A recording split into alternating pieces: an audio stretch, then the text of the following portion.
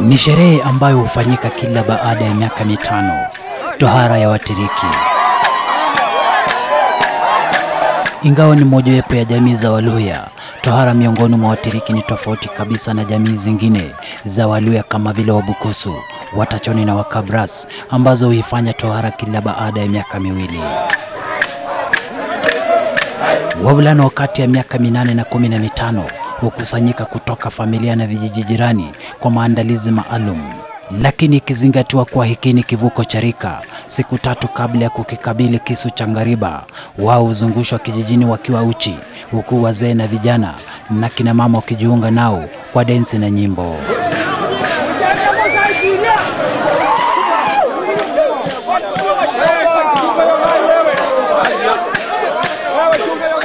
Nyimbo ambazo kwa kiwango kikubwa husheheni kejeli na mafunzo dhidi ya uovu katika jamii.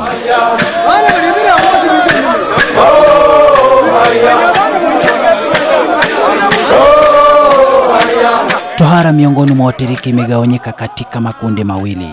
Kundi moja ambalo huzingatia utamaduni na itikadi za kale hufahamika kwa jina Tiriki Msituni. Hili ni kundi ambapo watoto hupelekwa msituni kwa ajili ya tohara. Kisha lipo kundi jingine lifahamikalo Vanusu, yani watu wasiokamilika. Kundi hili la Vanusu, yani watu nusu, ni la Wakristo wasioegemea mienendo ya kitamaduni katika tohara. Makundi haya mawili huhasimiana kila wakutanapo hadi kiwango cha kukabiliana. Chanzo cha uhasama kikiwa kejeli ambazo Tiriki Msituni huwarushia wenzao wa Kristo, yani Tiriki Vanusu. Wale watu wengine wanajaribu kuleta mambo ya hospitali hiyo hapana. Wajiunge na mila yetu ya Tiriki, tusipoteze. Kwa maana tuliambia mwache mila ni nini? Ni mtumwa. Ndio hivyo tunatia mkazo hivyo. Na si wazee peke yake, hata vijana tumeungana wote tuko pamoja. Kwa kipindi cha mwezi mmoja, shughuli nyingi katika jamii husimama kutokana na idadi kubwa ya watoto ambao hushirikishwa. Na ingawa hawa ni Waluhya waishio magharibi mwa nchi, utamaduni huu unaaminika kutokea jamii ya Wakalenjin waishio bonde la Ufa. Baada ya kuzunguka vijijini na sokoni wakiwa uchi, hatimaye vijana hupelekwa msituni tayari kutahiriwa.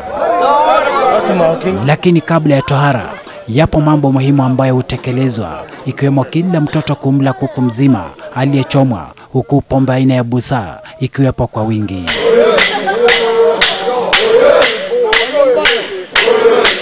Kisha baada ya kutahiriwa, vijana hao huishi msituni kwa siku 30 katika vyumba maalum vilivyojengwa kitamaduni. Kila mtu anayeruhusiwa kusonga karibu na vyumba hivi ni lazima awe aliyetahiriwa.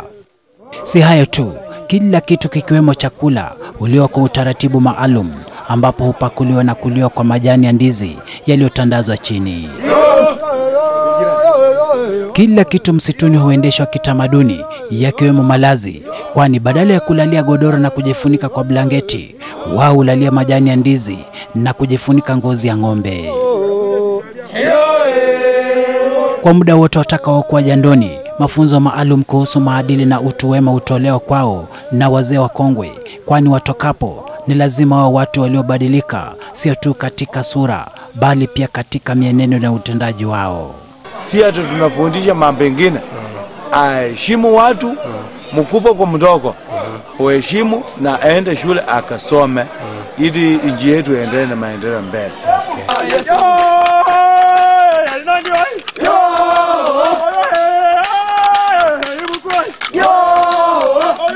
Wiki chache baada ya kutahiriwa, wao hujitokeza tena kwenye sherehe nyingine maalum ya kucheza, wakiwa wamejipaka tope na kuzifunika nyuso zao kwa kofia maalum ili kuzificha sura zao.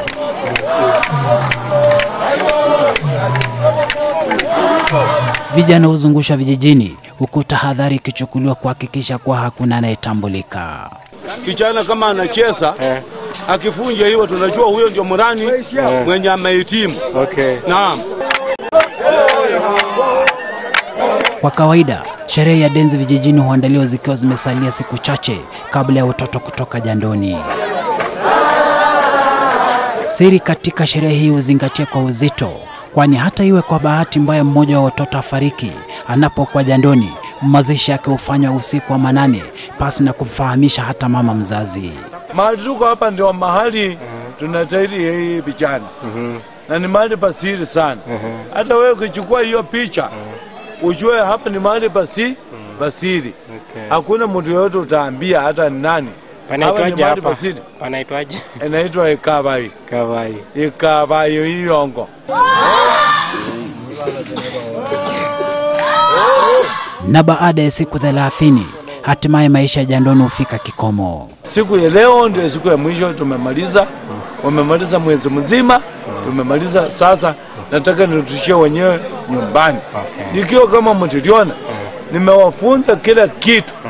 Wasiende watusi wazee, wakongwe, wala hata kichana mwenzao. Waende wapambane na shule, wasome, kalamu ishika mikononi mwao.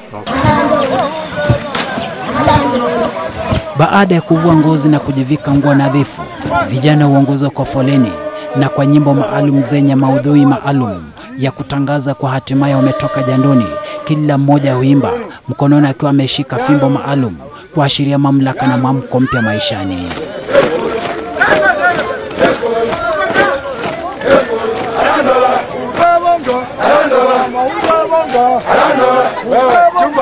Na baada ya kutembea kwa muda mrefu, hatimaye vijana huwasili nyumbani kwa makaribisho makubwa, vikiwemo vigelegele kutoka kwa kina mama, huku wazee wakijimwaya kwenye uimbaji huo ambao huchukua kipindi kirefu.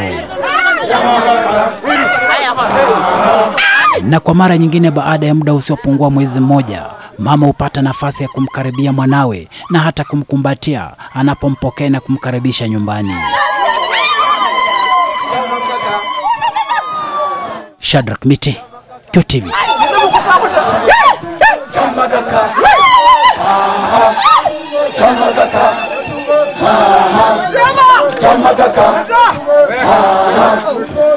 kaka.